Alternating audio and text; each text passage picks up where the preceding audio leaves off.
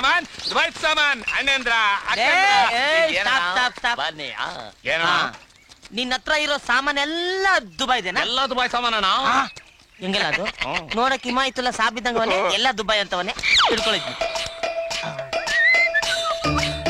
ಏನಿದು? ಗಡಿಯಾರ ಕಳಸಿ ಪಾಳಿದ್ದ made in Dubai. ಉಡುತ್ತಾ? ಬಹಳ ಚೆನ್ನಾಗ್ ಬಿಡುತ್ತೆ. Very good.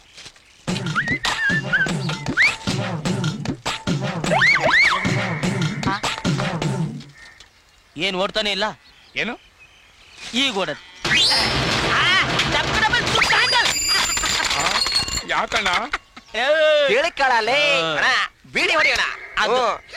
ಸರಿ, ಇದೇನು? ಟ್ಯೂಬ್ಲೈಟ್. ಟ್ಯೂಬ್ಲೈಟ್ ಹತ್ತುತ್ತಾ? ಹತ್ತುತ್ತೆ.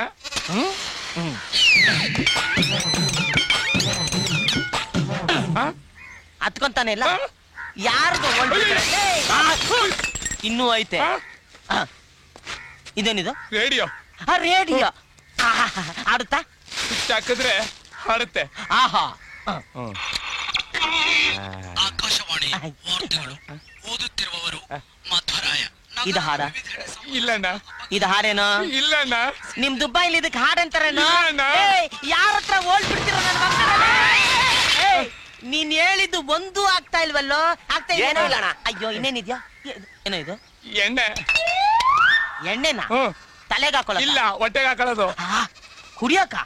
ಕುಡಿದ್ರೆ ಏನಾಗುತ್ತೆ? ಫಾರಿನ್ ಡ್ರಿಂಕ್ಸು ಸರ್ಕಾರನೇ ನೋಡ್ಬೋದು.